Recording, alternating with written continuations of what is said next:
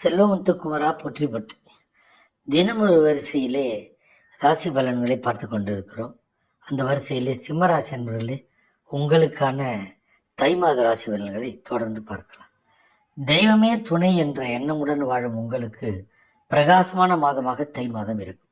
இருட்டில் இருந்து வெளிச்சத்துக்கு வந்தது போல உங்கள் நிலை மாறும்.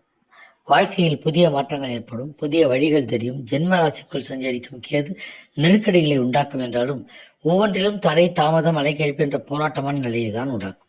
இவற்றையும் மீறி சத்ரு ஜெயஸ்தானத்தில் சஞ்சரிக்கும் பாக்கியாதிபதி செவ்வாய் பெரிய முன்னேற்றத்தை உண்டாக்குவார். எடுத்த காரியம் யாவிலும் வெற்றி என்ற நிலையை உண்டாக்குவார். உடல்நிலையில் ஏற்பட்ட பாதிப்பு விலகும், செல்வாக்கு உயரும், பூர்வீக சொத்துகளில் ஏற்பட்ட பிரச்சனைகள் விலகும், வியாபாரிகளுக்கு விற்பனையில் முன்னேற்றம் உண்டாகும், வேலையில் ஏற்பட்ட சங்கடங்கள் விலகும், துறை ரீதியான வழக்குகள் சாதகமாகும், புது வாழ்வில் இருப்பவர்களுக்கு புதிய பொறுப்புகள் தேடி வரும். சப்தமஸ்தானத்தில் சஞ்சரிக்கும் சனியும் ராகுவும் கூட்டணி அமைத்து நெருக்கடி உண்டாக்கினாலும் புத்திசாலித்தனத்தால் வெற்றி பெற்று லாபம் காண்பீர்கள். லாபஸ்தானத்தில் வக்கரமடைந்துள்ள குரு வியாபாரம், தொழிலில் முன்னேற்றத்தை ஏற்படுத்துவார்.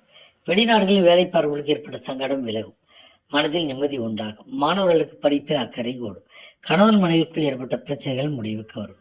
பரிகாரம்: விநாயகருக்கு அருகம்புல் மாலையை சார்த்த அனைத்து விஷயங்களிலும் நன்மை உண்டாகும். வாழ்க வளமுடன்.